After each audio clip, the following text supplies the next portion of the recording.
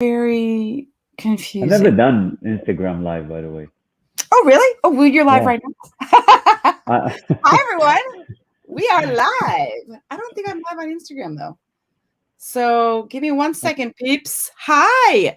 So, you guys, I'm here with Boaz David, and Boaz is my boy. And I mean that in the best way. I've known him for like, I don't know, how many years? 20 20 years? easily. A long time. Easy. He Yeah. is my go-to, one of my go-to. I have a couple, but he's my main expert for product development, manufacturing, sustainable practices, all the things.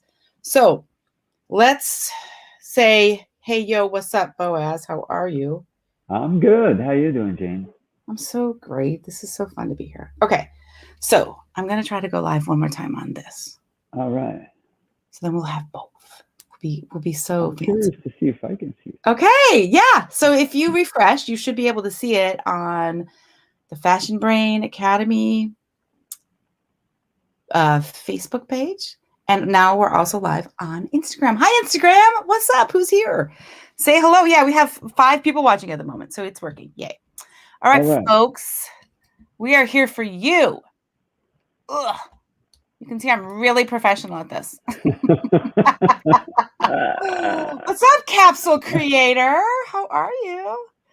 All right. So, whatever. I'm a little wobbly. But how do I get you live on Instagram? I don't. You guys just got to listen, okay?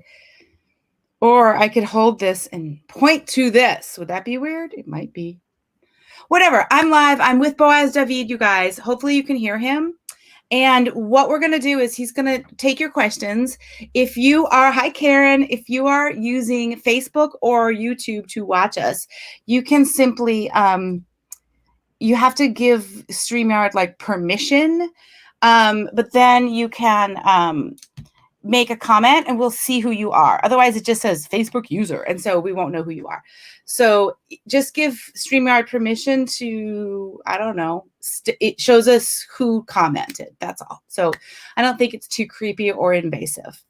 But I'm Jane Hamill. I'm with Boaz David. Super excited to be here on Instagram. You guys, can you hear us?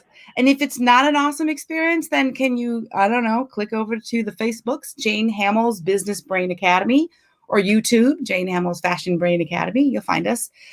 Boaz, say hi. Let's see if we can hear you. Hello. Hi, everyone. How's everybody doing today? How you doing, people? All right. So Boaz is based in New York City. I'm in Chicago. We've been working together a really long time. I brought him on today because I get a million manufacturing questions. And yes, I have run my own production for 14 years. I can answer them, but he's in it every day.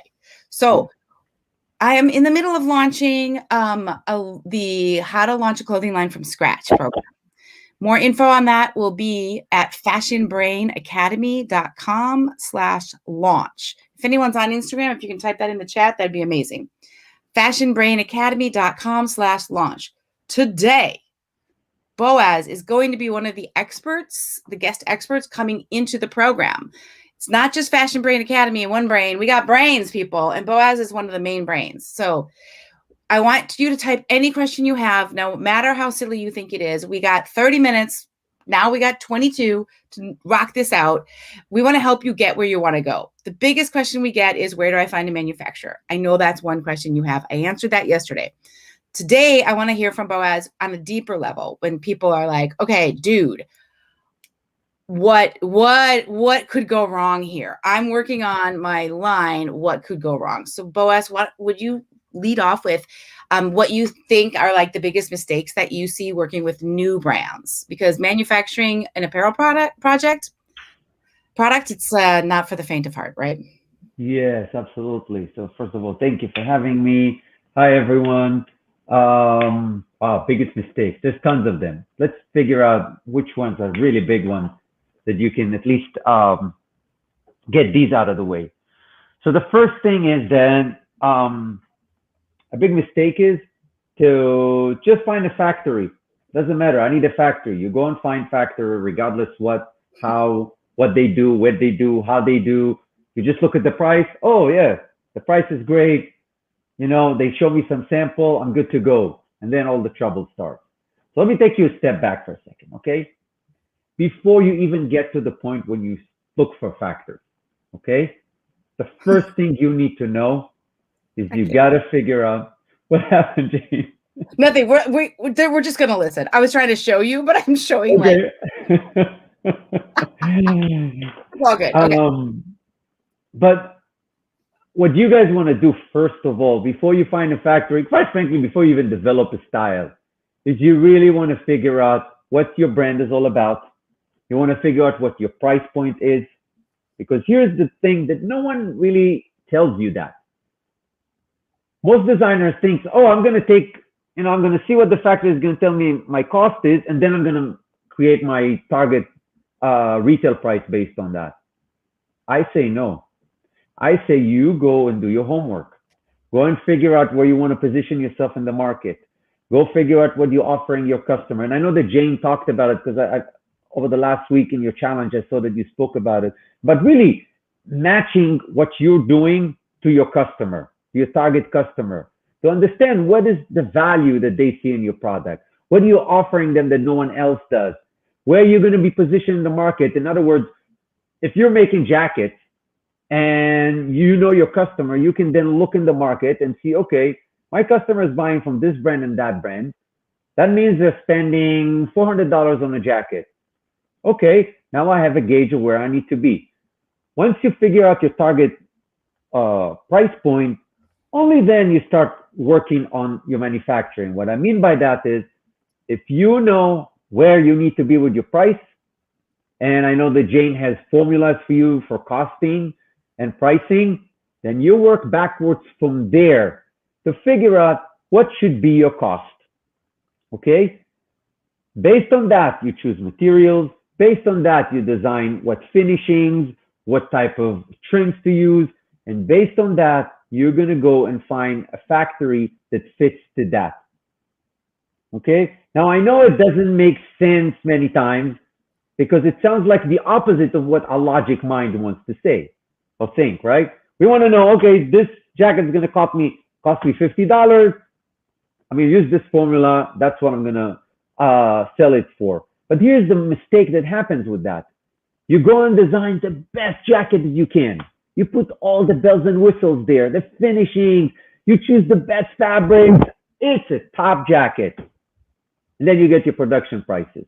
Mm-hmm. And it costs you to make it $400. Mm-hmm. And then you look at it and like, oh, shoot, I cannot sell this. Well, I can sell it, but I won't make any money. Yeah. So that is one of the biggest mistakes that I've seen. That's huge, huge, huge, huge. And I didn't know that when I started. And I call it FU or MD. So it's either fabric, cost of goods sold up, or marketplace down. And what you just talked about was marketplace down. I want to be able to sell, hanging next to these brands. I want this type of person to buy. That means it needs to be a $400 jacket, which means I can spend this much on fabric and this much on production. How can I get that done? That's beautiful. Exactly. Great. Exactly. And just one other point about that, many times when I lead with that, the answer back is like, yes, but then it's compromising all my designs and I can't be creative and I can't do what I want. My answer to this is simple. First of all, if you're in business, to be in business, you have to think like a business. You've got to make money, right? It's not going to help you if you're going to design something that you can make profit on. So that's one thing. The other part is, that's where your creativity comes to play. You take what the restrictions that you need to work with and create something beautiful with it. Mm-hmm. Create something unique with it. You're creative enough to use things. So just now you have certain things you have to work with. That's it. You can still create great stuff with it. Yeah. That's such a good one because sometimes when you have parameters around what you can design, it's better. Otherwise, when like everything's my oyster here, Exactly. Okay, so I'm getting a question, but I don't really understand. Matrini, do you have a question, my friend? Could hear Boaz would hold it to 30 minutes, I guess. Okay, I don't know. Let me know, girlfriend. Okay, so one mistake is thinking you have to find out how much this is going to cost me and then price around that. What's another mistake you see with young or new startup, not young. Let's not think they need to be young. No, thank you very much. On the young in the industry, let's say. Yeah, new designers. What's a big mistake that you see them making when it comes to producing a product, working with a pattern maker, offshore versus whatever, like any of it? Like, what do you see happening over and over? You're like, oh, guys, I want to save you from this. So here's another one. When you work on your development, developing your patterns with your pattern maker, with your sampler, wherever it is that you work with, one thing that many people are, if you're new to the industry, are not familiar with it, the fact that a pattern maker, for a pattern maker, it's a lot easier to get things right if he or she have references to work from, actual physical references. So, for example, if I want to make a button-down shirt and I give my pattern maker just specs, chest, hips, sleeve length, color, neckline, measurements, all these kind of things, yes, they can get it right. It's not that they won't be able to get it right. However, going back again to your market research and your homework that you need to do, if you know that your customer is buying, just for the sake of example, buying button-down shirts from, I don't know, Theory, for example, okay? And you know from the research that you did that they like their fit. They buy it. It's a brand that they trust the fit, they trust the sizing. And you're competing in that same space, just offering a different type of button-down shirt. There's going to be other things that you'll be offering that they can't find at Theory, because that's where you're going to stand out. If you're going to offer something else that's already existing there, it's not going to work. So, in a scenario like that, what you want to do is take a shirt that you know your customer like, a fit that they like, and give it to your pattern maker as a reference. Because here's the nuances that many people who are not in the industry don't really understand. There are certain parts in the body when you make a garment that the measurement is not the only thing that's going to make it fit right. For example, an armhole. I can measure an armhole and it will be exactly the specs that I got from you. But what's more important is the shape of the armhole. If the shape of the armhole is not right, then it's not going to fit regardless of the measurement. So when a pattern maker works on patterns, and now he or she has a reference style to work with, they can reference what they're working on to that style, knowing that this is something that works already.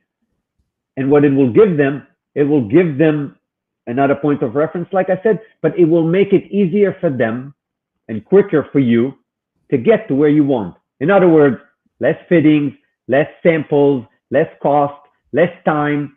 They can get to your desired fit quicker with less hustle. What do you say to people who say, but isn't that copying, Boaz? Well, very good question. I get that all the time. It's not. Because you're not taking the shirt and copying one-to-one. That's what I said before that. Your item design perspective needs to be different than whatever else is in the market. So you're not copying the design details. You are looking at a garment and you're taking the measurements and ideas of patterns from it. And that is not necessarily copying. It could, yes. First of all, let's face it. There is no way that there isn't a way that anybody, would not have their items looked at or get inspired by. It's how the industry works. Every season, designers and all these brands that you guys love and buy all the time, the first thing that they do is they go shopping. They go and get items from stores, items that they like. They put all these references together. And then that's when they start their design. And when they work with their pattern makers, they give them references to work from. And That just makes that step a lot easier. Okay. You're not copying because you're not taking it one to one. You know, if you're, it's not different than you seeing a pocket detail on a picture online and you go and create that pocket in your jacket or your shirt or your pants. It's the same thing. Mm-hmm. So, the only thing here is that you can, the reality is, I think that this is one of the things is just because you're a new brand, it doesn't mean that you need to reinvent the wheel. And I think that's one of the things that many times, and I've been in your shoes. I had my own line. And then when I started, I wanted to do all of this. I wanted to reinvent the world. I wanted to create things that no one else did. And, there's passion, there's a lot of fire in you when you go into it. But the reality is there are certain things, blocks that you can follow. So buying a block of a pattern or getting that block from an existing shirt is pretty much the same thing. And these deals are for you to use. And for those of you who are super brand new and you're not familiar with the term block, do you want to explain that, Boaz? Yeah, sure. Sorry. Yeah, no worries. So a block is basically a basic pattern. So it could be, let's say, a basic pattern for a button-down shirt. And for example, if any of you used Vogue or one of these paper patterns where you buy the pattern and then you have to trace it to the different sizes, that's the idea of blocks. So many times the pattern maker will work from a block. He or she will have a block for a shirt, a block for pants, a block for a jacket. And based on the specific measurements and sizes that they have to work or the details, that will be their starting point, and they'll work from there to create your style. Do you also call it a sloper? You can. Yes, yeah, absolutely. Katina, absolutely. with the lingo, loving it. Okay, so here's the cool thing also, guys. Once you've been in business more than one season or you've developed your first collection, whether that's one piece or 5 styles, whatever, you have blocks. You can be like, oh, I want it off the blah, blah, blah dress from last year, but do this and that. So you have your own pretty quickly, which is amazeballs, and it makes your life so much easier.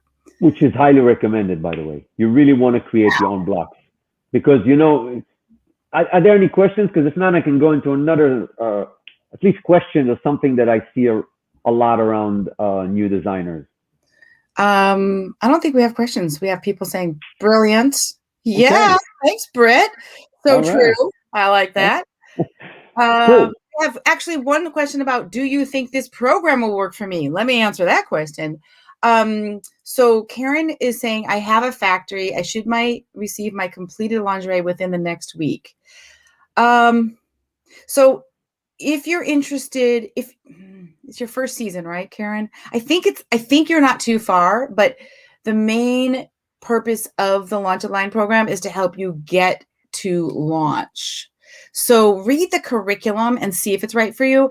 But at first I was like, yes, 100% dive in. But now I'm wondering if here's the thing. If you want to talk about manufacturing, you want to talk about costing, you want to talk about these things, this is the program where we're going to do it. And you're going to have Boaz, you're going to have me, you're going to have Elizabeth Stiles, you're going to have Social Herrera, you're going to have Erica Newmeyer, you're going to have Sarah Cohan from Money Mindset. You're going to have a team of smart people who specialize in certain things to help you. So if you want to talk about the topics in the new designer program, costing and pricing, producing your line, working with contractors, working with the factory, building your audience before you launch. If those are the topics, join. If you just want to talk about marketing and getting sales, then I would look into the Content Club, which you'll find at janehamill.com/club. Okay.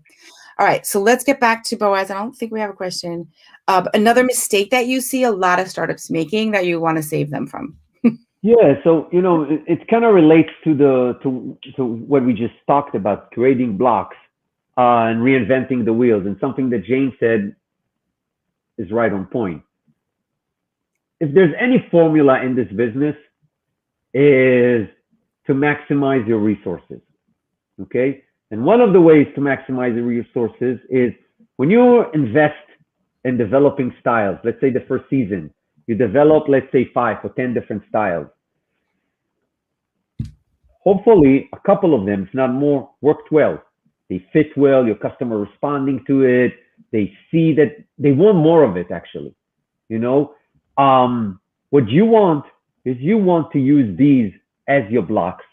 So if you had a dress, for example, that worked really well, okay, next season, you don't have to start a new dress from scratch. Oh my You can go into that dress. God. You can go into that dress. I'm getting Okay. PTSD just thinking about it, Boaz. You can, you should go into that dress. Okay. Better. And I'm gonna whoop your asses. exactly. And if you want and you think, you can actually repeat it as is, maybe with a new color, maybe with a new fabric, go ahead and do that. Sometimes even the same way, just as is, people are still buying. Go ahead and do that. But if you want to kind of refresh it, then take that base, figure out some little details that you can tweak on it.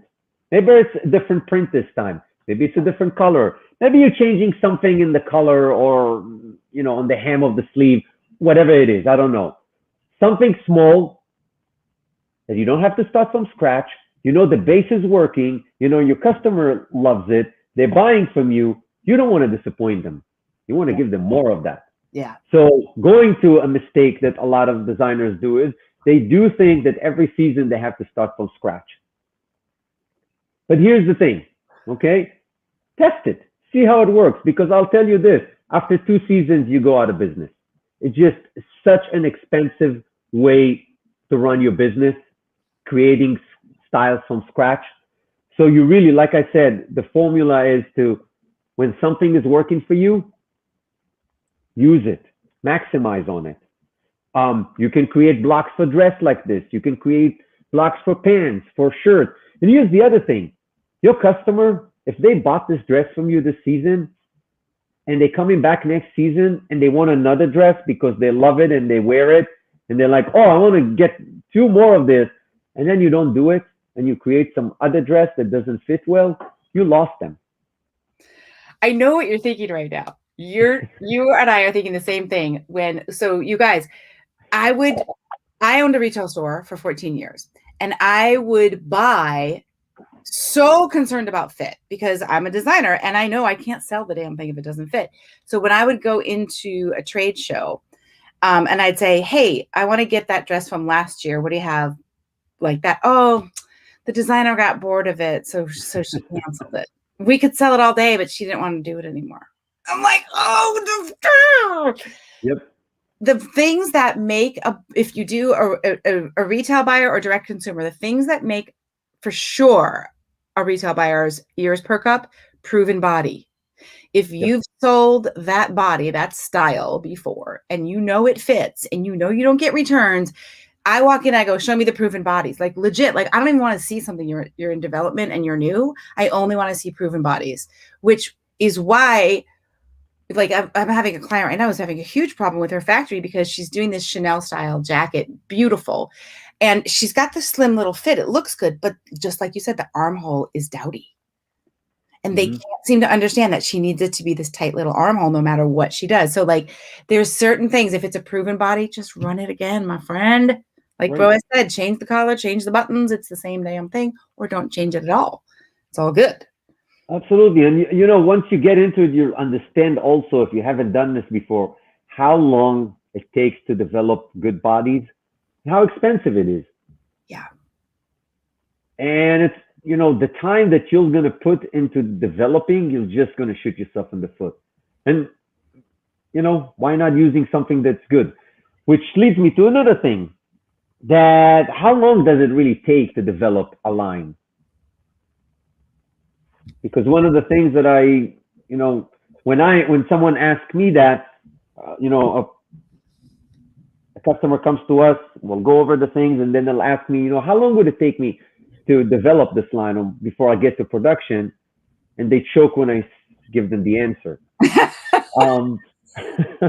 Because many designers who haven't done this before assume that it's a 1, 2, 3, that you'll get it in a month, that, I'm just doing this, I'm just doing that. It's So just I a want t-shirt. It's just a exactly, button-down shirt. It's just a exactly, robe. It's just a robe. Oh, exactly, remember that exactly. one? Yeah, that's not easy, that one, a So robe. Yeah. let me tell you something. The reality is that every time you create a product from scratch, there are different new components that come together. Even if it's just the fabric, sometimes the pattern, the fabric, and the finishing, and the factory, and the pattern maker that's working on it. You put all of that, and now you have complexity. Now you have more time. So the reality is, when you develop a style from scratch, it will take time. So how long this will take? I normally say that if you have a line of 5 to 10 different styles that you want to launch with, on average, give yourself at least 6 months for development. And here's why. If it's the first season, especially, because you want to give yourself the room to make the right decisions about your fit models, your fit, certain things. We talked about blocks. You don't want to rush there. You want to take your time and make the decisions that are right for that. Can I ask you to hold for 1 second? Sure. Hello, Bliss Joy Bull. She says, is this a sneak peek of something? Yes, it is. It's a sneak peek of your access to these brains for all of your questions in a smaller group setting. Not just typing the questions in, whatever. I'm starting a brand new, from scratch, completely redone, how to launch a clothing line from scratch. So it's the updated version of the new designer program I've been running for 12 years, I think. Sold hundreds and hundreds, many, many success stories. It is launching on Monday, the 10th. Registration's open till the 8th. It's called Launch a Line, and it is really literally the 9 steps. We are discussing, Boaz is going to be one of the brains in the fashion brain in this, not just a course, but an 8-week mastermind, an interactive mastermind. I'm so excited about this. I'm like giddy with excitement because I haven't sold this course with access for questions and a pop-in Facebook group and the guest experts and ever really. So that's happening. Now it's at fashionbrainacademy.com/launch, LAUNCH. My connection keeps getting weird. Sorry. So yes, that is what we're doing. We are giving you a sneak peek of the cool shizzle that's going to go down in that program. And there are payment plans. There is a guarantee. There's a million years of people taking this program. If you want to start a business with a sewn product, or if you have one and you're brand new, I would still definitely get up in there, or consider if it's right for you. I don't know if you should get in there or not, but it's at fashionbrainacademy.com/launch. Sorry to interrupt, but I couldn't miss the chance for a plug, Boaz. Okay. All right. Okay. That's All right. fine Go by back. me. But just to continue this, so there are many things that you are going to decide on for the first time when you develop your first line, and some of these don't need to be rushed. You want to give yourself the time to do it. You want to, your fit, your sizing, your fabrics. Again, going back to the formula of finding things that worked and repeating them. Once you have these things in place, once you figure out your fit and it works well, then it will serve you throughout the line. Once you pick up a few fabrics that worked really well that you can go back to, it will serve you throughout your business. So give yourself the time to do it. Don't rush it. It will take you easily 6 months, sometimes even more. Don't think it's going to be a 1, 2, 3. Even if your pattern maker and your sample rooms are great and they did these things before, it's still your brand, your vision. Everything is new here. I think 6 months is really fast, honestly. I said 5 to 10 pieces. I think it's doable. Yeah. Well, I've seen 9 months. Because you've been doing it for 25 years. That's true. You're not using a service like Human Bee that Boaz provides at humanbee.com, by the way. Ding. It's going to be, That's true.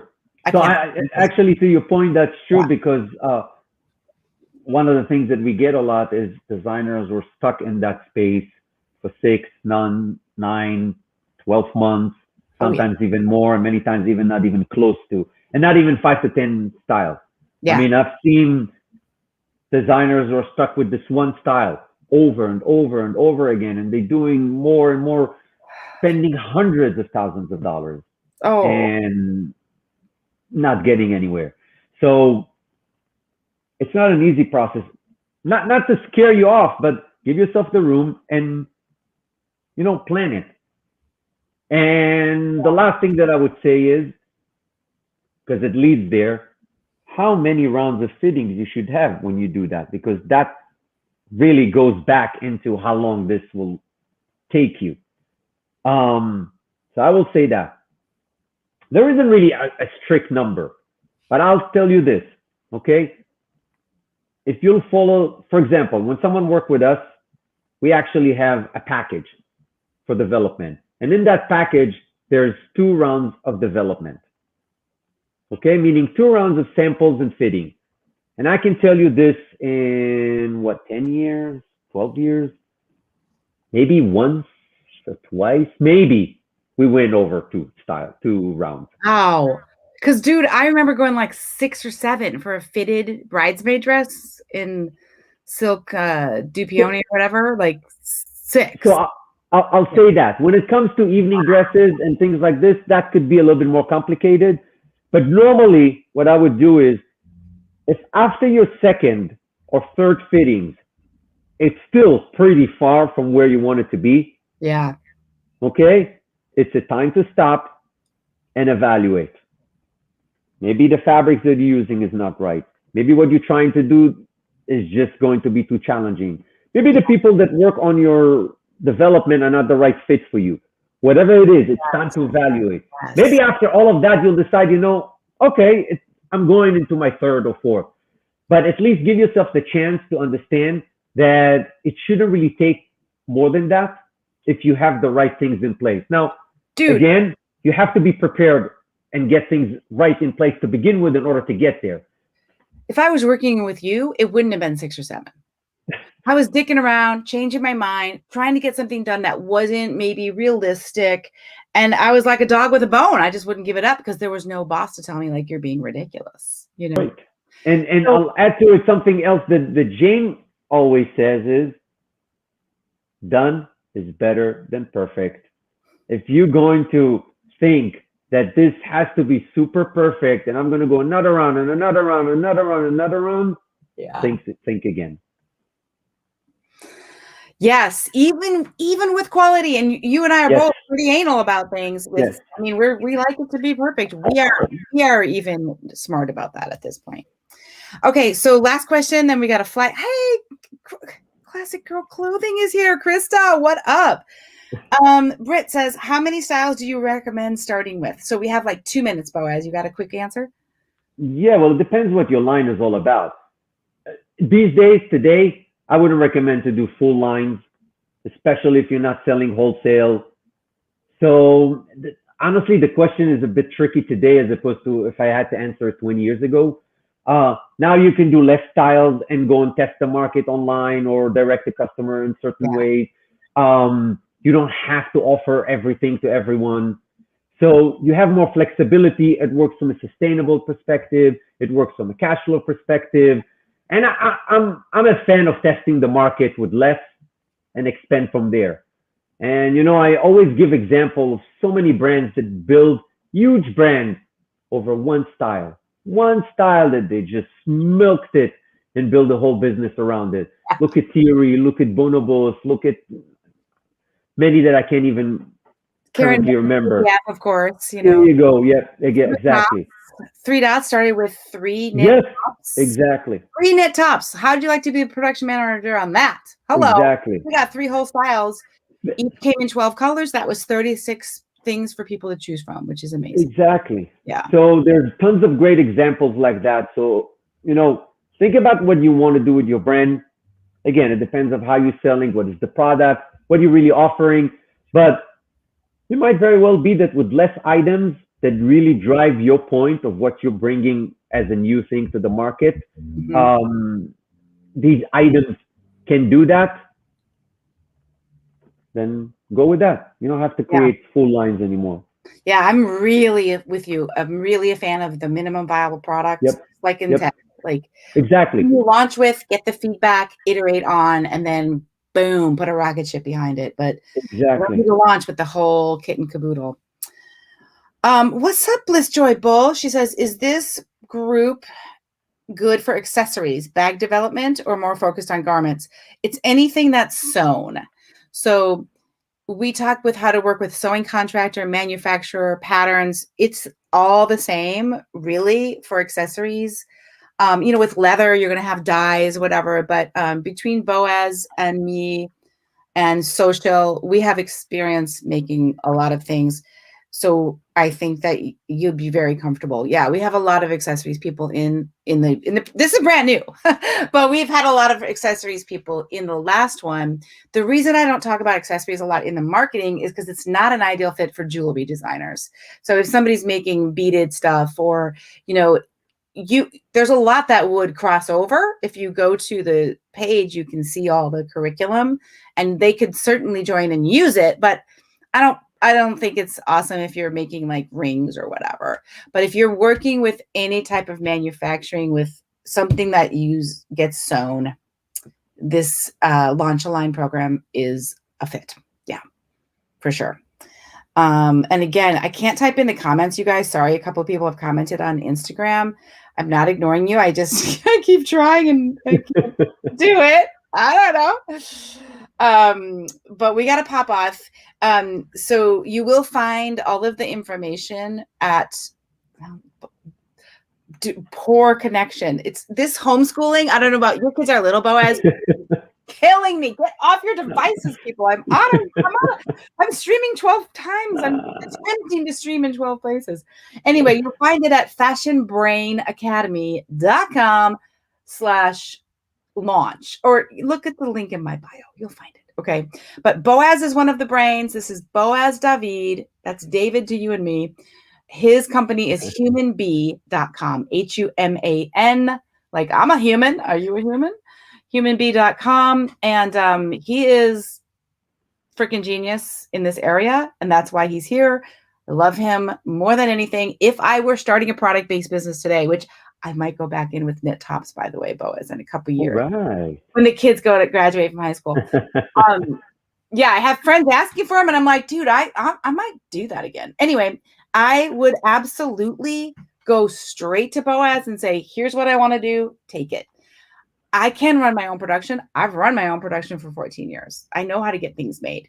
My job I had right out of college was producing in China. Like, I know how to make a product and run my own production, but I would still go with Boaz if I could outsource that with him, because like, I would rather focus on the other things, honestly. Classic Girl Clothing. Krista says, I highly recommend Jane's startup class. Thank you. Oh my gosh. You are a pleasure. And I remember you guys, Krista, let me tell you, Krista does not come from a fashion background. Like most of my clients and students don't. And the learning curve is high. So if it's not my program with Boaz joining in with us and the rest of the brains, then do something, because you're not going to, the vernacular, the learning all of the terms, speaking the language of the pattern makers, the contractors, the fabric sourcing. Oh my gosh, it's a lot. The learning curve is high. So definitely get yourself an education no matter what. Oh yeah, Britt reminds me that I am doing a live webinar. So anybody who has questions or you just want to know more, Thursday at 1 p.m. Central, the 9 steps to launching a profitable clothing line. Really the blueprint of what I would do today, starting over. And like I mentioned, I might do that in a couple of years. I might be back in the game. I don't know, right? Sounds good. All right, I'll talk to you soon. Boaz, you are such a doll to be here. I know you got to run and do kid stuff. I got to do, I don't know what stuff. Thanks for being here. All right. Thank you very much. Good luck, everyone. Yeah, you guys, we are rooting for you 100%. And perfect is good, but done is better. So go get some shizzle done and report back how it's going. Can you link to the other group? Could somebody type that in? I'm going to let you go, Buzz. I'll just stay. All right. Maybe I can try to comment. Sorry. All right. Bye. Take care. Thank you so much, Boaz. You're the best.